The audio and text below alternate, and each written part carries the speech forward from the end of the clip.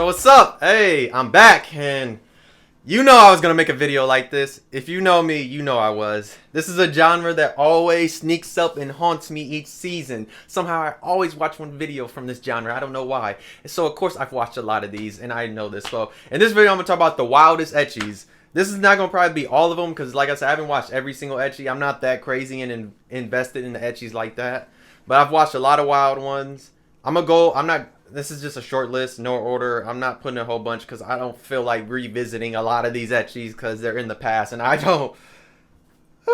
So, let's start. So the first one was one. It's an Ecchi, but it really shouldn't be an Ecchi. It's not really wild, but I had to put it on this list because I have a problem with it. I should make a video about this, but strike witches. Why is this an Ecchi? Why? Why, bro? Look, they're literally fighting these alien robot type of creature things, and then out of nowhere you get bathroom scene where they're showing stuff, or they get blasted and they're showing stuff, and it's like so random. Like, it doesn't fit this at all. But at least in season 3 we are now. I thought, because I like when we got that movie, it was like no nudity, all that, no Ecchi stuff. Then season 3 was looking like, oh, we're not gonna get none. Then they hit us with the fan service randomly in the middle of the season. I was like, ah, there goes the strike witches. I know, ha ha. But yes, it's very random. Like, I don't get why this is an Ecchi. It really doesn't make sense why it is. Especially like what the series is. It really doesn't make sense. But hey, it's an Ecchi somehow. But it's not that wild. You just have random scenes of fan service. But it's not that bad. Now the next one is Queen's Blade. And I'm talking about all of them. Because you know there's multiple ones. There's like unlimited. All the multiple ones. Queen's Blade is about these people that like they're strong people. I forgot exactly what they are. Like, they're strong people. But just know every battle you're going to see some titties. Yes. Or more, because there's somehow, some way, they're going to get sliced up and their clothes are coming off. It's the weirdest thing ever, bro. It's weird. It happens.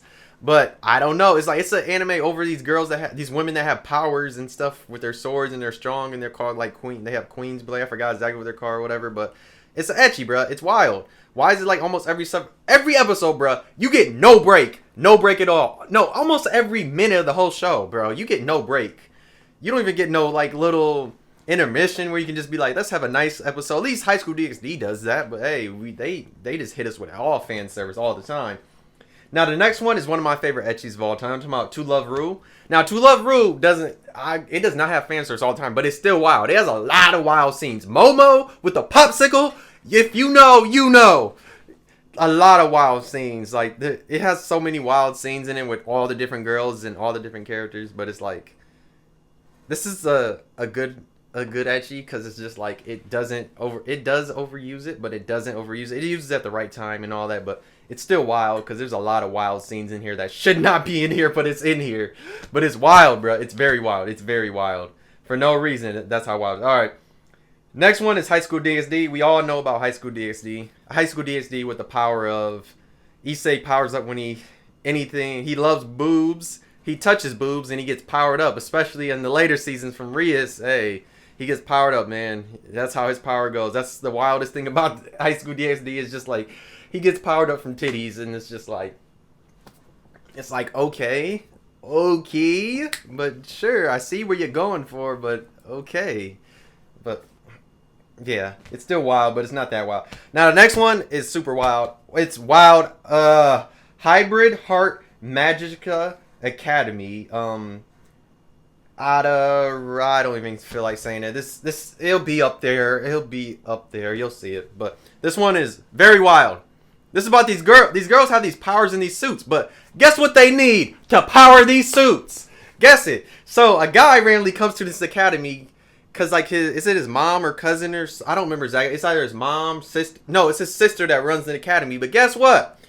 They have these suits and they're fighting like these alien invader things or whatever, invaders from a different time. I forgot exactly what it is, but they need to go to Nirvana. They need to have basically happiness. They need a foodgasm, stuff like that. They need to have gasms. And they do it by humping. Yes. And look. Peep this, bro. Peep this. They drop a house the inside it turns into any type of room. Further than they get off and get their gasm. And it's like, why? Who thought this up? Who thought this up? And it's just like, sure, it's fan service, but why? It's wild. All right, next one is interspecies reviewers. We know about this. We know what they get down here. We know what they do. If you don't know what they do by now in this, it's very wild. This one should literally be in a different genre than what it is. They literally go all the way with every single species, and I mean every single. Even fire salamanders, every episode, and they write reviews. It's wild. This anime is very wild, bruh. It's crazy that it's not. I mean, it's wild, but it knows what it's doing. Where you have like the hybrid one I was just talking about, bro. It's like, why? But this one knows it's doing. All right, next one is the Testament of Sisters, and I think it's like New Demon, something like that. Testament of Sisters. This one is basically oh, I forgot about that one. Doesn't really need it, but Testament of New Sisters is like dead ass a copy of High School DxD. It really is. Like, it copies High School DxD so much, and it's like a worse High School DxD. It's a worse ecchi. This one literally, they do a lot of stuff for no reason, like a lot. They overuse their fan service. There's a lot of doing stuff. That's what I'm saying. There's a lot of fan service like shown. It's a lot of wild fan service. There's so many different ones, and I just be like, why? Why is this a thing at all? And it's like wild. I don't even want to go into detail. That's how wild this one is. Because there's so much random that they don't need to be doing, but they do it. Like, why? There's a lot of humping, other stuff, and other stuff. I'm not going in detail, but yeah. Let's move on to the next one. Is Valkyrie Drive. Now, yes, another wild one. Now, this one is about these girls that are on this island, and they have these certain powers, so the government sends them there, and like they're supposed to like fight these things. They fight stuff or whatever happens, they fight. I don't even remember what they fight. We're just gonna get to the plot. Yes, the plot. Yes. So you have these girls with powers. They get sent to the island when they discover with powers, and on this island, there's girls that can turn into weapons, and girls that control these weapons. But real question is, think about it. Real question is, how do the girls that are weapons get turned into weapons? You wanna know how? They weapongasm. Yes.